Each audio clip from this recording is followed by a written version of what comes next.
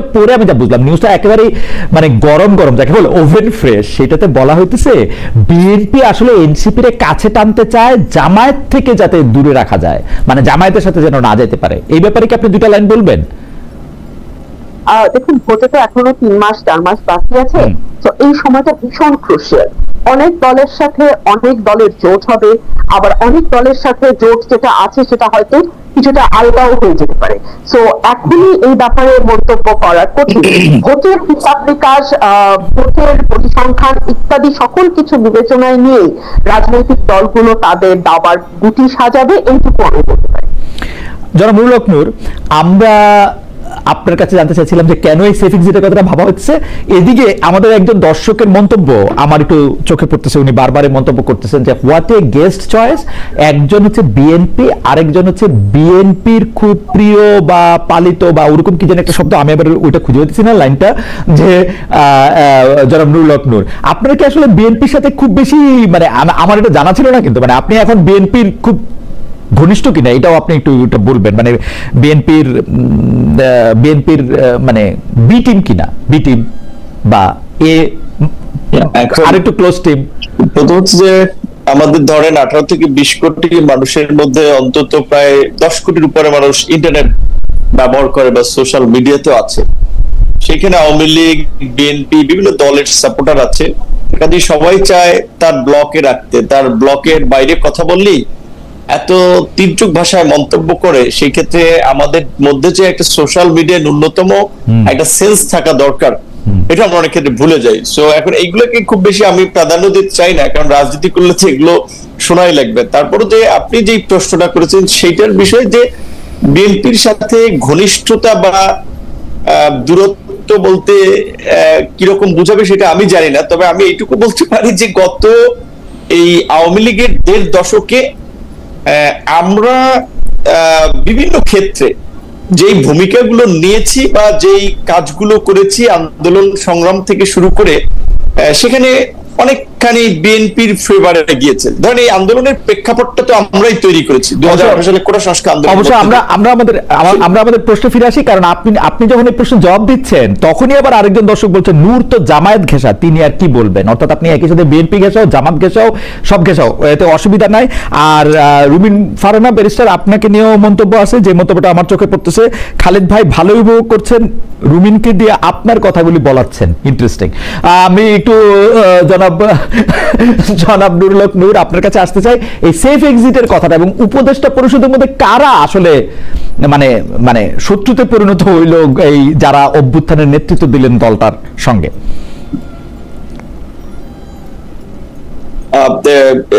এটা রুবিন ফারহানাও আপনারা যেটা বলেছিলেন যে উপদেষ্টা বা নাহিদ বা আন্দোলনকারীদের উপদেষ্টাদেরকে চুক্তি হয়েছিল, সেটা ওনারা জানতে পারবেন যে কোনটা রক্ষা করেন নাই বা প্রতারণা করেছিলেন। কিন্তু আমি উপদেষ্টা পরিষদের মধ্যে আসলে 3 ধরনের লোক দেখি, 3টা বলয়ের লোক দেখি। সেই জায়গা থেকে একটা বলয়ের লোক আছে যারা আপনার কিছুটা আর্মি এবং প্রো আওয়ামী লীগের, তারা চাচ্ছে যে আওয়ামী লীগকে সুযোগ দেওয়া হোক নির্বাচনে বা আওয়ামী লীগের রাজনৈতিক কর্মকাণ্ডে, বা আওয়ামী লীগের এই ধরেন অন্যতম সঙ্গী ছিল জাতীয় পার্টি, তাদেরকে স্পেস দেওয়া হোক। যেই কারণে আমরা যখন জাতীয় পার্টির বিরুদ্ধে প্রোগ্রাম করলাম, আপনি দেখেছেন যে প্রকাশ্য দিবালোকে সমস্ত মিডিয়া সবকিছুর সামনে একটা দলের প্রধান, একটা দলীয় কার্যালয়ের সামনে আমাদের উপরে হামলা হয়েছিল। যদিও লোক দেখার একটা তদন্ত কমিটি হয়েছে, সেই তদন্ত কমিটির প্রতিবেদন আদৌ আলোর মুখ দেখে কিনা, কোনো ব্যবস্থা নেওয়া হয় কিনা সেটা আমরা জানি না। কিন্তু এটা শেখ হাসিনার আমলে, শেখ হাসিনাকে তো আমরা ফ্যাসিস্ট বলছি, আওয়ামী লীগকে তো আমরা ফ্যাসিস্ট বলছি। এইভাবে গুম করেছে, খুন করেছে, কিন্তু বিএনপির কোন নেতা কর্মী, শীর্ষ নেতাদেরকে কার্যালয়ের সামনে এইভাবে বোধহয় আপনার পিটিয়ে আহত করেনি। তো আমাদেরকে সেটা করেছে। সো কেন আমরা জাতীয় পার্টির বিরুদ্ধে আন্দোলন করেছিলাম বা প্রতিবাদ করেছিলাম, কারণ তারা চাচ্ছে যে সেই গভর্নমেন্টের অংশটা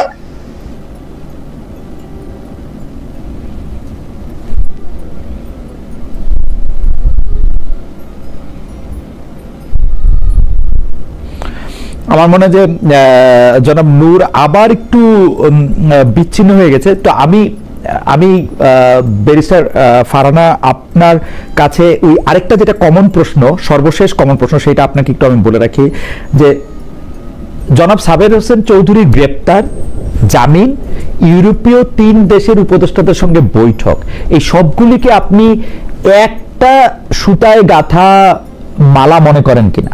আপনি মনে করেন কিনা যে মাইনাস শেখ হাসিনা কোনো একটা আওয়ামী লীগ গড়ে তোলার তৎপরতা আছে এর মধ্যে, বা এটা আপনি সমর্থনও করবেন কিনা, বা এটা নিয়ে আপনি মন্তব্য করবেন কিনা? একটা মন্তব্য তো আছে। আমরা লক্ষ্য করেছি ওনার বাসায় গেছেন এবং কোনোভাবে যাতে খবরটি বাইরে না যায় সেটার একটা চেষ্টা ছিল, অর্থাৎ মিটিংটি গোপনীয় সে ব্যাপারে কোনো সন্দেহ নাই। এবং এরপরে কিন্তু আমরা অনেক হাতবাক শুনেছি, কিন্তু সরকার কোন রকম কোনো মন্তব্য করেনি বা সরকারের তরফ থেকে আমরা কোনো কথাও শুনতে পাইনি।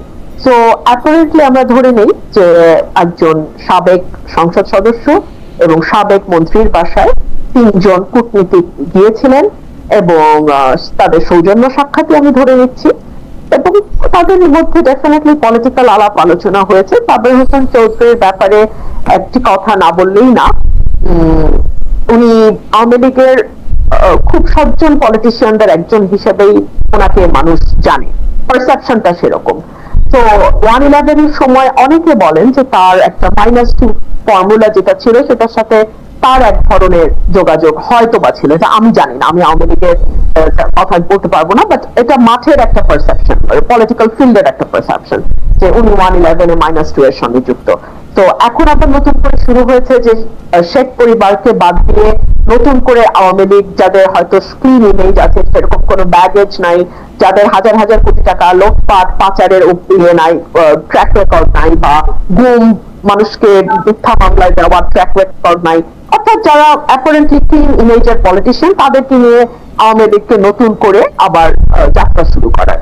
তো সেখানে জনাব সাবের হোসেন চৌধুরীর বাসায় এই মিটিংটা বিচ্ছিন্ন ভাবে মানে ধরার কোনো উপায় নাই, এটা একই সূত্রেই আসলে গাথা হিসেবেই আমার মনে হয়।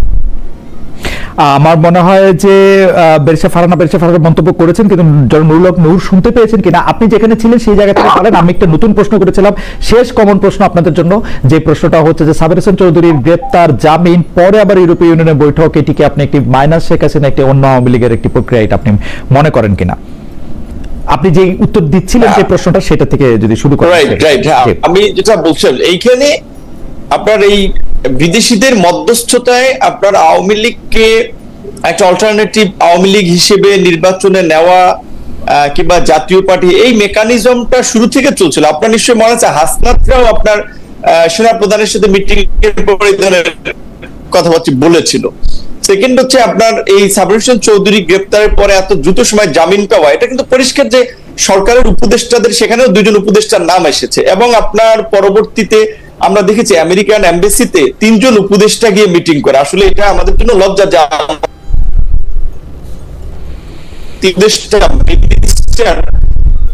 আপনার আমেরিকান এমবাসি থেকে মিটিং করলে ঠিক ছিল। তো এখন সরকারের মধ্যে এই কারণে হয়তো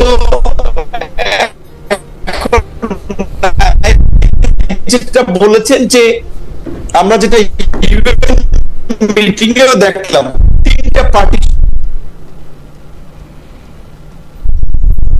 নিয়ে গেছেন, জামাতকে, বিএনপিকে, একটা পার্টি, একটা নিউ বেবি, আপনার কোন বিবেচনায় নিল? ধরেন বিএনপি একটা বড় আছে, ধরলাম যে তাদেরকে নিয়ে গেছে সেই বিবেচনায়, কিন্তু তারপরে জামাতকে কিংবা এনসিপি কে, তার মানে সরকার তো এই 3টা পার্টির মাধ্যমে একটা সমঝোতা নির্বাচন, সিট ভাগাভাগি নির্বাচন, যেটা রুবিন ফারহানা বলেছে যে তার এলাকায় সে যেহেতু সরকারের ক্রিটিসিজম করে, তার প্রতি নির্বাচনে কি ধরনের ট্রিটমেন্ট হয়, আমিও তো শঙ্কায় আছি, বা আমরা আমাদের প্রতি কি ট্রিটমেন্ট হয়, কারণ 3টা পার্টিকে তো সরকার ওন করছে, বাকিদেরকে তো ওন করছে না, এটা সরকার আচার আচরণে দেখা গেছে। তো এই ধরনের একটা পক্ষপাত এইদিকে একদিকে দেখা যাচ্ছে, জাতীয় পার্টির বিষয়ে নীরবতা দেখা যাচ্ছে, জাতীয় পার্টির কার্যালয় পাহারায় পুলিশ থাকে, আর্মির লোকেরা থাকে, এবং তাদের বিরুদ্ধে কথা বলতে আমাদের নিষেধ করা হয়, প্রোগ্রাম করলে সেখানে হামলা করা হয়। তো তার মধ্যে দিয়ে পরিষ্কার যে সরকার নিজেদের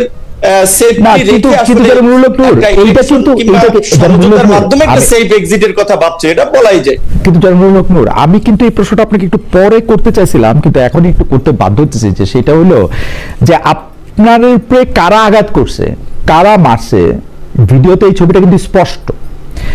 সেখানে আপনারা কিন্তু মামলার উদ্যোগ নিয়েছেন জাতীয় পার্টির এগেনস্টে, জাতীয় পার্টির নেতাদের বিরুদ্ধে, এবং জাতীয় পার্টির এগেনস্টে মামলা করার ক্ষেত্রে বা জাতীয় পার্টির অফিস গিয়ে আপনারা ভাঙতে গেছেন, যেটা আমরা নুরুল নূরে আগে কখনো দেখি নাই, বা অভিমুখে আপনি যাত্রা করতে গেছেন। এটা একটা এক্সিকিউটিভ সিদ্ধান্ত হবে। আপনি যদি মনে করেন সেই এক্সিকিউটিভ সিদ্ধান্ত এক্সিকিউটিভ কর্তৃপক্ষের করতে হবে, আপনারা তাদের দিকে যাবেন। আপনারা জাতীয় পার্টি দিয়ে গেলেন কেন? মানে এবং জাতীয় পার্টিকে মানে মানে এইটা এইটা এইটা এইটা এইটা কি এই কাহিনীটা কি খুব সরল নাকি?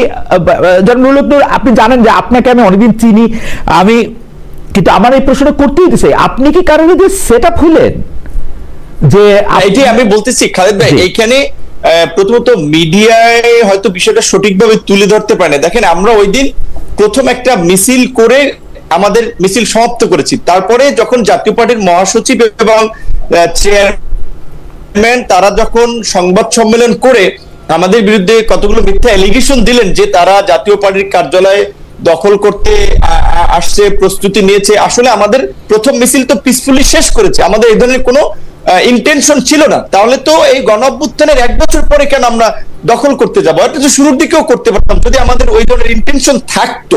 দ্বিতীয়ত, এই 1 বছরে আমাদের গণ অধিকার পরিষদের কোন নেতা কর্মীর বিরুদ্ধে এই ধরনের কোন মব তৈরি করা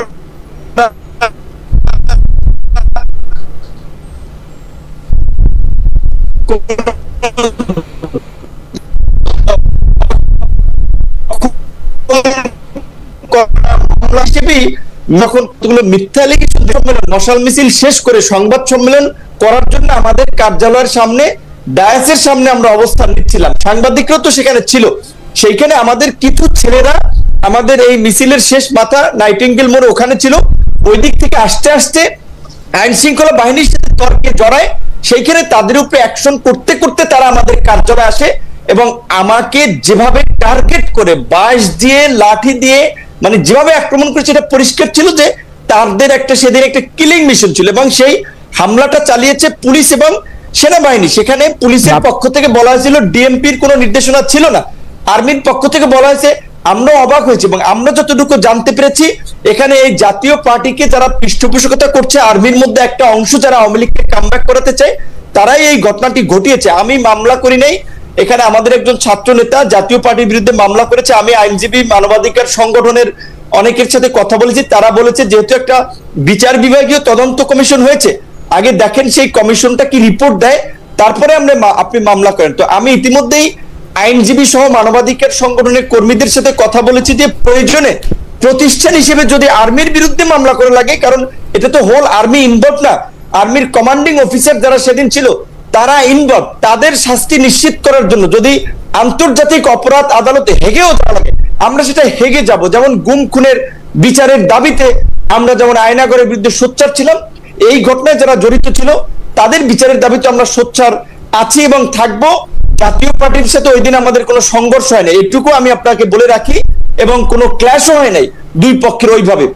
সেখানে একটা মিথ্যা এবং একটা অস্পষ্ট বার্তা মিডিয়ার মাধ্যমে এইখানে ওই আর্মির মধ্যে ওই অংশটা যেই যারা আগে মিডিয়া কন্ট্রোল করতো, ডিজিএফ এর যে সমস্ত সেল টেল গুম খুন করেছে, তারাই ওই দিনের এই নিউজটাকে হাইড করার চেষ্টা করছে এবং সরকারের এই বিচার বিভাগীয় তদন্ত কমিশন ঠেকানোর জন্য তারা বিভিন্ন উপদেষ্টারকে ব্যবহার করার চেষ্টা করছে। সুতরাং এইটা আরো পরিষ্কার হবে তদন্ত কমিটির রিপোর্টের পরে।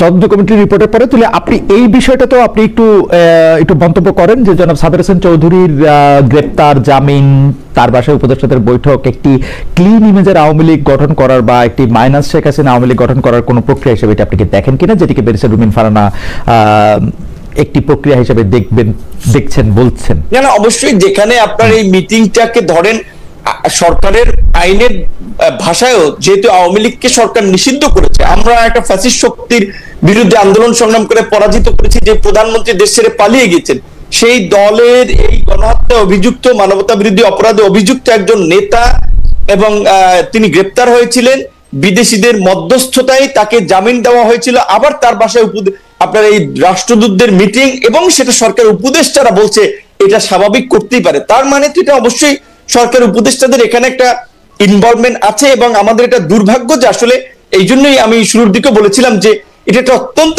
দুর্বল চিত্তের লোকদের একটা উপদেষ্টা পরিষদ, এবং এটা এই দায় আবার নাহিদদেরকেও নিতে হবে। নাহিদদের যেমন উপদেষ্টাদের সেফ এক্সিটের কথা বলছেন, তারা যারা এই উপদেষ্টা পরিষদ গঠনের সাথে জড়িত ছিলেন তাদেরকে এই দায়টা নিতে হবে যে তারা গণ অভ্যুত্থানের সাথে বেইমানি করে এরকম নিজেদের ভাই বন্ধু আড্ডা সার্কেলের, চা কফির সার্কেলের একটা সিন্ডিকেটকে নিয়ে একটা উপদেষ্টা পরিষদ গঠন করেছে। এবং মাসুদ কামাল, সাংবাদিক মাসুদ কামালের ভাষায় যে যারা বিপ্লবেরও 12টা বাজাইছে, এটা আসলে পরিষ্কার এই উপদেষ্টা পরিষদের কর্মকাণ্ডে।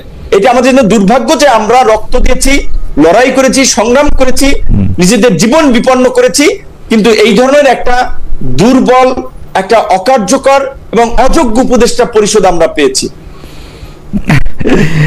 আপনি এর মধ্যে থেকে আমি একটু বেরিসা ফারহানার কাছে যেতে চাই, জনাব নুরুল হক নূরের কথা, যে আপনি কি মনে করেন যে এর কারণ হিসাবে পলিটিক্যাল পার্টিগুলিরও অনেক দায় রয়েছে? যেমন আপনি জনাব মাহফুজ আলমের কথা বলছিলেন, আমি জনাব মাহফুজ আলমকে একটু উদ্ধৃত করি বেরিসা ফারহানা, যে জনাব মাহফুজ আলম বলতেছিলেন যে প্রথম দিকে সব পলিটিক্যাল পার্টি আসলে উপদেষ্টা পরিষদকে সাহায্য করছিলেন, তারা ধন্যবাদ দিচ্ছিলেন, তারা সব রকম সহায়তা দিতেও প্রস্তুত ছিলেন, কিন্তু যেই মুহূর্তে বিএনপির পক্ষ থেকে বেশিরভাগ, উনি বলেছেন যে মানে পার্সেন্টেজটা ওরকম ভাবে বলেন নাই, বেশিরভাগ আমলা স্ট্র্যাটেজিক যারা শাসন প্রশাসক আছেন তাদেরকে নিয়োগ দেওয়া হলো, তারপরে কিছু নিয়োগ দিল হচ্ছে জামায়াত, তারপর থেকেই তারা নির্বাচন চাইতে শুরু করলেন এবং অসহযোগিতা করতে শুরু করলেন তাদের লোকগুলিকে সেট করার পর। জনাব মাহফুজ আলমের সব কথার সাথে একমত পোষণ না করলেও আমি এই বিষয়টার সাথে কিছুটা একমত যে প্রশাসনের বেশিরভাগ জায়গায় বিএনপির লোকে আসলে বসে আছে এবং বিএনপি আসলে বাংলাদেশের যা কিছু হইতেছে বা হইতেছে না এইটার ক্ষেত্রে আসলে নেতৃত্ব দিচ্ছে। বিএনপি বলে দিছে যে আমাদের ইন্টারেস্ট ছাড়া কোনো একটা জেলা শহরের কোনো একটা মানুষের ইন্টারেস্ট প্রোটেক্ট করার দরকার নাই। একটু যদি মন্তব্য করতেন। খালেদ ভাই, একদমই ভুল, একদমই ভুল। দেখুন, একটা সরকার যদি বিএনপির উপর নির্ভর করে সফল বা ব্যর্থ হয়, তাহলে আপনি ধরে নেন ওটা একটা অষ্টডিম্ব মার্কা সরকার এবং ওই সরকারের কান ধরে এখনই চলে যাওয়া উচিত। কারণ যেই সরকার নিজেরা সরকারে থাকবে কিন্তু তাদের সাফল্য বা ব্যর্থতা নির্ভর করবে তৃতীয় কোনো পক্ষের উপর, তাহলে ওই সরকারের উচিত ওই তৃতীয় পক্ষকে পায়ে ধরে এনে ক্ষমতা বুঝিয়ে তাই করবে তো এই সরকার তো বিএনপি কে তৃতীয় পক্ষ ভাবে না, বিএনপি কে। খালেদ ভাই, তাহলে আর এত জল ঘোলার দরকার তো নাই, তাহলে আরো আগে করে ফেলতে পারতো। এক, দুই হলো, দেখুন ধরুন আমি একটা উদাহরণ দিই, গত 14 মাসে 400-র কাছাকাছি মাজার ভাঙ্গা হয়েছে, একটাতে আমি দায়িত্ব নিয়ে বলতেছি সরকার কোন শক্ত পদক্ষেপ নেয় নিন্দা জানানো ছাড়া। তো এটা কি বিএনপির দোষ? গত 14 মাস মরাল পুলিশিং হয়েছে মেয়েদের উপরে, একটা আওয়াজ এই সরকার করে না, এটা কি বিএনপির দোষ? আপনি দেখেন আলাউদ্দিন খান মৃত্যুবার্ষিকী না জন্মবার্ষিকী আমি ভুলে গেছি, সেটা উপলক্ষে সংস্কৃতি মন্ত্রণালয় উচ্চাঙ্গ সঙ্গীতের আয়োজন করেছিল, সেটাও গিয়ে লালবাগ কেল্লায়, সেটাও গিয়ে লালবাগের মসজিদ কমিটি এবং অন্যান্য যারা আছেন তৌহিদি জনতা, তারা বলেছেন নাচা গানা হবে না। সরকার তাদেরকে মাথায় হাত বুলিয়ে বুঝিয়েছে এটা নাচা গানা নয়, এখানে আমরা উচ্চাঙ্গ সঙ্গীত করব। আপনি জানেন অনেকগুলো মঞ্চ নাটক বন্ধ হয়েছে, আপনি কি এগুলোকে বলবেন বিএনপির কারণে? আমি বলবো বিএনপির কারণে কেন? বেঁচে ফারহানা আমার যুক্তিটা আমি দেই, বেঁচে ফারহানা আমার যুক্তিটা আমি দেই, আমি কেন বিএনপির দোষ বলবো? একটা জায়গা অনিরাপদ হয়ে উঠতেছে, এগুলো কি আপনি বিএনপির? আমি বলি কেন, আমি বলি বিএনপির দোষ কেন আমি দিব। আপনি মাজার ভাঙ্গা থেকে শুরু করে সাংস্কৃতিক অনুষ্ঠান, উচ্চাঙ্গ সঙ্গীত বন্ধ হওয়া, বিভিন্ন জায়গায় বিভিন্ন মব কালচার হওয়ার ক্ষেত্রে আমি বিএনপির দোষ এই কারণে বলবো, বিএনপি বাংলাদেশের নারীদের উপর হ্যাঁ নারীদের বিরুদ্ধে মরাল পুলিশিং এর ক্ষেত্রে বিএনপির দায়টা আমি কোথায় দেখি? আমি দেখি যে বিএনপি বাংলাদেশের সবচেয়ে বড় রাজনৈতিক দল এবং আওয়ামী লীগ যেখানে রাজনীতি নিষিদ্ধ আছে সেখানে আমি বলতে চাই যে বিএনপির সাথে দ্বিতীয় যে রাজনৈতিক দলটা প্রতিদ্বন্দ্বিতা আছে তারা আছে অনেক পিছনে। তো জনগণের জনমানস এবং এই যে পাবলিক ওপিনিয়ন তৈরি করার ক্ষেত্রে বিএনপির একটা বড় ভূমিকা আছে এবং যা কিছু আমরা আজকে দেখতে পাই সেইটা আজকে মরাল পুলিশিং হোক, নারীদের প্রতি আক্রমণ হোক, উচ্চাঙ্গ সঙ্গীত বন্ধ করা হোক, আমি মনে করি যে এটা বিএনপির একটা প্রচ্ছন্ন ছায় সেটার মধ্যে থাকতেই হবে, আদারওয়াইজ এটা করা সম্ভব না। যদি বিএনপি এতখানি দুর্বল হয় যে বিএনপি চাওয়া সত্ত্বেও এগুলি বন্ধ করতে পারতেছে না, তাহলে আমার এই কথা আপনি লিখে রাখেন, বিএনপি তাহলে ইলেকশনও পাস করবে না। I have raised my case. Khaled ভাই, এটা হচ্ছে গায়ের জোরে। হ্যাঁ, যখন আমাদের কোনো মামলা দুর্বল থাকে আমরা তখন গলার স্বরটা চেষ্টা করি উঁচুতে উঠিয়ে দিতে, সো দ্যাট আমরা গায়ের জোরে একটা কেস প্রুভ করে ফেলতে পারি। লয়াররা এটা করে অনেক সময়। আপনার কথা আমার কাছে সেরকম মনে হয়েছে। আচ্ছা, আপনি বলেন, পুলিশ প্রশাসন থেকে শুরু করে যারা দায়িত্ব পালনরত অবস্থায় আছে তারা এই সরকারের অধীনে কাজ করে, তাদের বেতন ভাতা সবকিছু আসে এই সরকারের কাছ থেকে। এক, দুই হচ্ছে তারা যদি দায়িত্বে অবহেলা করে কিংবা তারা কোনো অন্য দলের ইশারায় দায়িত্ব পালন থেকে বিরত থাকে তখন তাদের বিরুদ্ধে শাস্তিমূলক ব্যবস্থা নেওয়ার এখতিয়ার কেবলমাত্র এই সরকার রাখে। এবং এই সব কাজ করার জন্য আমরা 5.5 থেকে 6 লাখ কোটি টাকা দিয়ে একটা সরকার পুষতেছি। হ্যাঁ, একটা মোটা ছোটা সরকার আমরা পুষি। এই যে প্রিয় দর্শক, আসসালামু আলাইকুম। এই শেষ পর্যন্ত আপনি ভিডিওটি দেখছেন, সেজন্য আপনাকে অনেক অনেক ধন্যবাদ। বাংলাদেশের রাজনীতি এবং বাংলাদেশের বর্তমান সমাজ ব্যবস্থা নিয়ে আপনি হয়তোবা খুবই চিন্তিত। বাংলাদেশের রাজনীতিতে ভালো কিছু আসুক সেটাই হয়তোবা আপনি চান, এবং একই সাথে আপনি একজন ভালো মনের মানুষ, সেই কারণে হয়তোবা আপনি এই শেষ পর্যন্ত ভিডিওটি দেখছেন। প্রিয় দর্শক, সেই জন্য আপনাকে আরও একবার ধন্যবাদ জানাবো। আজকে ভিপি নূর এবং রুমিন ফারহানা এই খালেদ মহিউদ্দিন সাহেবের এই টকশোতে উপস্থিত ছিলেন।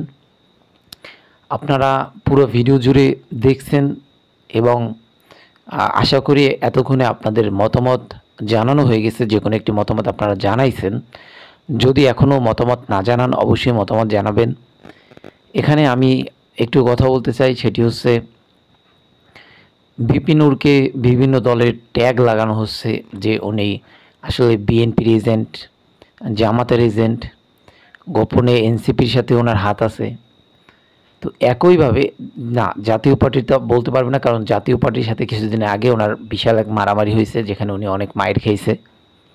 তো সেখানে হয়তোবা জাতীয় পার্টিটা একটু বাদ যাবে, কিন্তু দেখা যায় অন্য অন্য দলগুলির সাথে যেহেতু ভিপি নূরের একটি ভালো সম্পর্ক, বিভিন্ন দলের প্রোগ্রামে দেখা যায় যে ভিপি নূর সেখানে উপস্থিত থাকে, সেখানে বক্তব্য রাখে। আসলে আমাদের বাংলাদেশের রাজনীতিতে নেতাদের থেকে কর্মীদের সমস্যা বেশি। নেতারা যতটা মিলেমিশে তাদের রাজনীতির মাঠে তারা কাঁধে কাঁধ মিলিয়ে চলতে চায়, হোক সে অন্য একটি দলের সমর্থক, তারপরও দেশের ভালোর জন্য যদি কাজ করে তাহলে তাকে সমর্থন করা উচিত কিংবা তার বিপদে আপদে পাশে দাঁড়ানো উচিত।